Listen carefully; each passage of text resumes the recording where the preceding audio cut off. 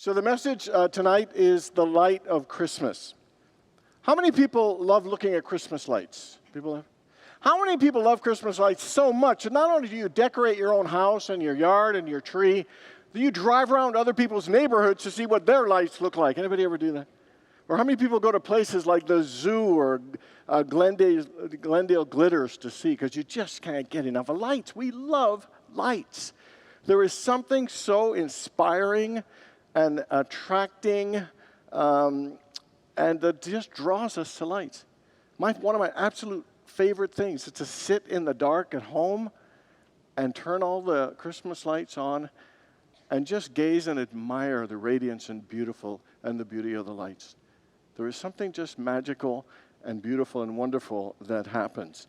And you know what's even more amazing is when I take off my glasses and everything's blurry and all the colors blend together. That's even more spectacular. You know, I can still remember the very first time I was captivated by holiday lights. I was 4 years old, and my family were driving in the evening, and this was in Trinidad, and I saw these little clay pots with candles, and they were stretched all across the entire front of certain homes. And I was just spellbound. I was so captivated and just mesmerized. And if I had to use some adult words, because I wouldn't have used these words at the age of 4, but it was magical. And it was joyful. And it was so meaningful. And I will tell you, when I sit still today, looking at lights and looking intensely even in my home, I feel that same feeling I felt like when I was 4 years old, of how magical and joyful and meaningful it is to look at the lights. Interestingly, the lights that I looked at weren't Christmas lights. They were, however, Hindu lights from a festival called Diwali. And it is the festival of lights. And it is a celebration of light over the dark. You know, there are many cultures and many religions that celebrate with candlelight. The symbol of candlelight is so powerful. It is a part of traditions and ceremonies and celebrations. And many cultures have festival of lights. You know, the Jewish celebration of Hanukkah is considered a festival of lights, celebrating the one day of oil that was left, and it miraculously lasted and allowed the light to shine for 8 days. In Buddhism, the symbol of candlelight represents the enlightenment of Buddha. And it represents power, and it represents unity. In Jainism, Sikhism, Zoroastrianism, there's so many different religions and cultures that celebrate candlelight and celebrate the light. You know, the symbol of light is a symbol of hope and faith. It is a symbol of warmth and comfort. It is a symbol of peace and calm. It is a symbol of prayer and healing. You know, it also symbolizes the presence of the divine. You know, it symbolizes the light of eternal truth, the unconditional love of God, and the unlimited goodness that is available to all of us. You know, in 2 Timothy, it says, "Stir up the gift of God in you." And I believe when we look at Christmas lights and we look at lights, it stirs up something in us. And I truly believe it's the awareness of the divine presence of God that is within us. And I think that's why it feels so good when we look at lights. I think that's why we get so excited. It reminds us and awakens us of something that is within us that we often forget. We often don't realize that we have in us. You know, candlelighting and Christmas has a long tradition. It's been 300 years since the first Christmas candlelight service, that union of the two of them, because it is so powerful. You know, the light of God that we celebrate at Christmas comes through another powerful event and a powerful symbol, and that is the birth of a child.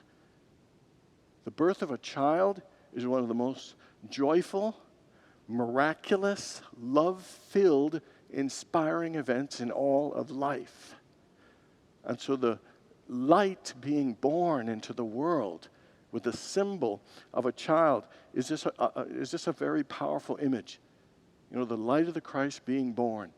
You know, Jesus said, "I am the light of the world." And he also said, "You are the light of the world." The light being born in us and to the world. And so there's a strong connection between light and birth. You know, when we light candles, to me it reminds us that the presence of God and the Christ's Spirit is in us, and it helps us to reconnect and reignite, you know, that and reawaken to the Christ light that is in us. And it reminds us of the incredible power and the creative abilities that God has given us to rise and to transform out of any situation that we might face. And even though we have this incredible light within us, it is amazing how sometimes we get distracted and we get lost in the darkness. The darkness of fear, the darkness of hopelessness, the darkness of anger or jealousy or shame or unworthiness or lack or sadness or negativity. You know, Christmas reminds us of the truth of the words in the book of John, chapter 1, verse 15, that says, "The light shines in the darkness, and the darkness can never overcome the light." You know, Christmas truly reminds us that there is the Christ light in us, and no darkness can ever overcome it. You know, Christmas helps us to remember it, to connect to it, and to let it shine. You know, Charles Fillmore, the co-founder of Unity, developed something that was very powerful, and he called it the 12 powers of man. And what he did was he was trying to help us understand better what the Christ potential and his Christ light is like. And he came up with 12 spiritual qualities of the Christ, 12 spiritual attributes that really make up the Christ potential that is in each of us. And I think you'll recognize them. The spiritual quality of faith that is the part of the Christ in us. The spiritual quality of love. The spiritual quality of strength. The spiritual quality of power or mastery. The spiritual quality of wisdom. The spiritual quality of imagination. The spiritual quality of understanding. The spiritual quality of order. The spiritual quality of will. The spiritual quality of zeal. The spiritual quality of release or elimination, and the spiritual quality of life. These are the spiritual qualities of the Christ, and the spiritual qualities that are in each and every one of us. And sometimes the light of these qualities in us sometimes grow dim. And Christmas is a time to reignite and to remember and reconnect with that light of the Christ and these incredible spiritual qualities that are in each and every one of us. You know, candlelighting services are wonderful celebrations to give thanks and honor the birth of the Christ child that happened many years ago, but also that birth that is happening now, and especially to awaken to the light of the Christ in us. Awaken to these spiritual powers. In the book of John, chapter 1, verse 5, it says, "God is light, and in him there is no darkness at all."